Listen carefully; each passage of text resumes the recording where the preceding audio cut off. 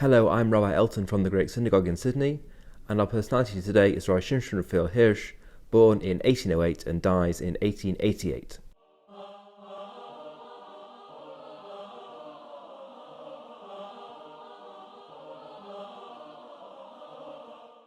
Rabbi Hirsch was the founder of Neo-Orthodoxy, one of the tributary streams that leads to contemporary modern Orthodoxy. He was born in Hamburg and was educated by what we might call the proto-modern Orthodox rabbis of his day, Chacham Isaac Bernays and Rabbi Yaakov Ettlinger.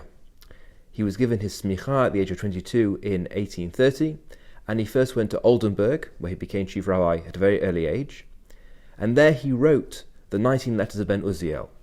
Ben Uziel was his nom de plume, and it was a defense of traditional Judaism, but written in a very classical and refined German, which he picked up in his secular studies, which culminated in his university training at Bonn. In addition to writing the 19 letters, he also wrote in Oldenburg Chorev, or Horeb, which is one of the names given for Mount Sinai, which is a much lengthier philosophy of Judaism laid out at great length and became his classical work on Jewish theology. After leaving Oldenburg, he went to Emden and then on to Moravia. In Moravia, he was criticized both by the traditionalists and by the more modern types because he tried to steer a middle course. He remained a very firm proponent of what we now call Orthodox Judaism, but at the same time he was willing to see some reforms implemented. For example, famously, he abolished the recitation of Kol Nidre 1 year in case it gave rise to the idea that Jews could not be relied on to keep their promises. The great move in his life came in 1851, when he moved to Frankfurt on Main, where he became the leader of the small group of Orthodox Jews. The rabbinate of Frankfurt had been taken over by leaders of the Reform movement, and the Orthodox component was a very small and besieged minority. But they acquired in Hirsch a valiant fighter for Orthodox causes. Not only was he a brilliant speaker and writer, producing in the journal Yeshurun many defenses of Orthodox Judaism, and also commentaries on the Torah, on the Psalms, on the Siddur, the Jewish prayer book, he also fought for their rights institutionally within the Frankfurt community. He became a very powerful advocate of Austritt, which is total institutional separation of the Orthodox component from the rest of the community.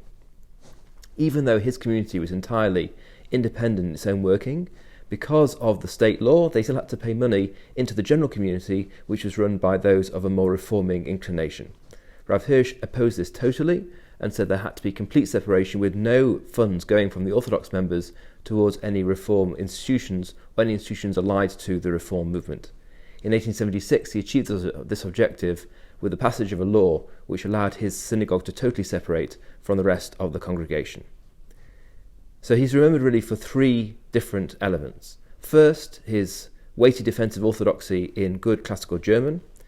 Two, his defense of a separate form of orthodoxy which does not have anything to do with other streams. And thirdly, he's remembered for his belief in Torah derech eretz, a belief that if there was a strong basis of orthodox faith, and if there was institutional separation, there could be an embrace of all sorts of elements of secular and Western and general wisdom, culture and philosophy, which could lead to a person being enriched as a result. His legacy was a profound one. There are synagogues in both New York and in London which adhere very firmly to the Hirschian philosophy, and in some ways his legacy has been disputed, to what extent he was fully committed to Torah derech eretz as an ideal, and what extent it was merely a concession to the times, to modernity, when German Jews needed a rabbi who was seen to be open to all elements of Western culture that could be incorporated safely into Judaism.